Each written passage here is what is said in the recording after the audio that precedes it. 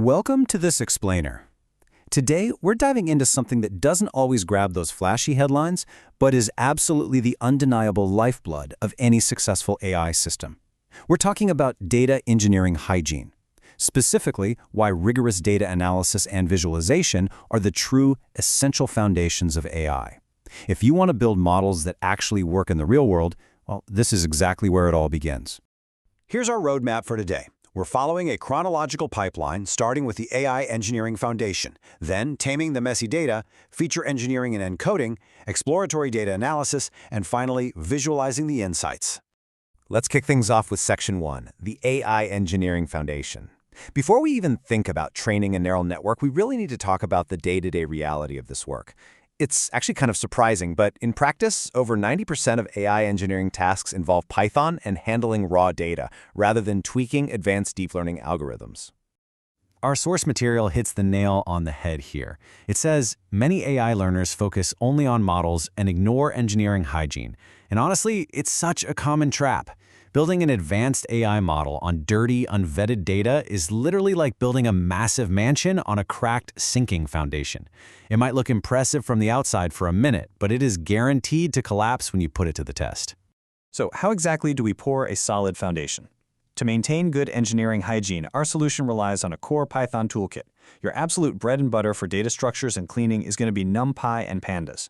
These libraries let us transform pure chaos into organized tables. From there, we use Matplotlib and Plotly to visually understand what we've just organized.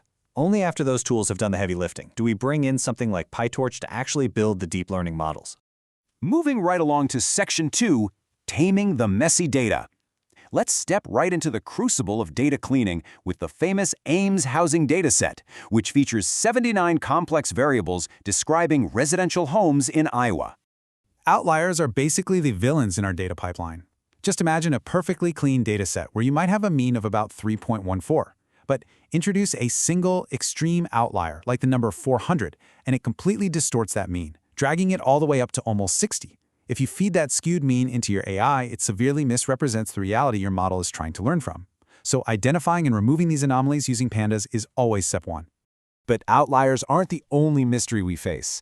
As an AI engineer, you're constantly going to ask yourself, what do you do when 99.6% of your data is just missing? I mean, it's enough to make you want to throw your laptop right out the window. Take the pool quality feature in the Ames dataset, for example. It's missing for 99.58% of the houses. Almost no houses have a value here. But does that mean the data was lost in some computer glitch? Or does it simply mean that over 99% of houses in Iowa just don't have pools? Context is everything here. We actually have 3 distinct choices in our data pipeline to handle these gaps. Step 1. For columns that are overwhelmingly empty, we simply drop the column entirely so it doesn't confuse the model. Step 2. We can intelligently fill it. If a house has a not a number value for basement quality, it usually just means no basement, so we fill that with a 0 or a none.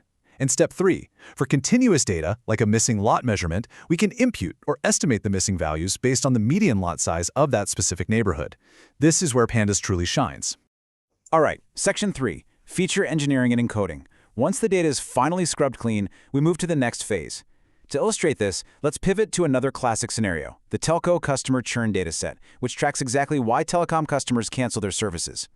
The crucial thing to remember here is that our AI models are essentially just giant math equations. They can't read English text. We have to use a process called categorical encoding to translate human words and categories into machine-ready numbers. In the telco dataset, this means running pipeline transformations. We use label encoding to swap binary text, like turning yes and no into ones and zeros. For complex categories that don't have a natural order, like payment methods, we use one-hot encoding to create new binary columns for each method. Finally, we make sure data types are correct, imputing empty strings to float values for brand new customers who have a tenure of 0. Now the machine can actually do the math. On to Section 4, Exploratory Data Analysis. With our data properly formatted and numerically encoded, we enter a really fun phase. You can treat EDA as your personal detective toolkit. We use this phase to uncover hidden relationships and correlations before a single AI prediction is even made. We want to solve the many mysteries of our datasets. Why exactly are telco customers leaving, and what truly drives a house's price up in Ames, Iowa? By looking at the correlations in the telco data using Pandas, our EDA reveals some fascinating insights. It turns out that high monthly charges have a positive correlation with churn, meaning higher bills increase the risk of the customer leaving. On the flip side, tenure, which is how long they've been a customer, has a negative correlation. The longer they stay, the less likely they are to churn. Knowing this gives our future model a massive head start. And finally, Section 5, Visualizing the Insights. This is where tools like Matplotlib and Plotly take all that hard work and turn it into something human beings can instantly comprehend. Now, sometimes data is just too complex for a simple chart. For massive, high-dimensional data, like the embeddings used in modern large language models, we actually use unsupervised machine learning techniques for visualization. Dimensionality reduction algorithms like PCA, TSNE, and UMAP allow us to project complex multidimensional feature spaces down into 2D or 3D plots so we can actually see the clusters and relationships with our own eyes. But honestly, simpler is often better. A straightforward donut chart beautifully illustrates our telco findings. It visually proves that month-to-month contracts are overwhelmingly the biggest driver of customer churn.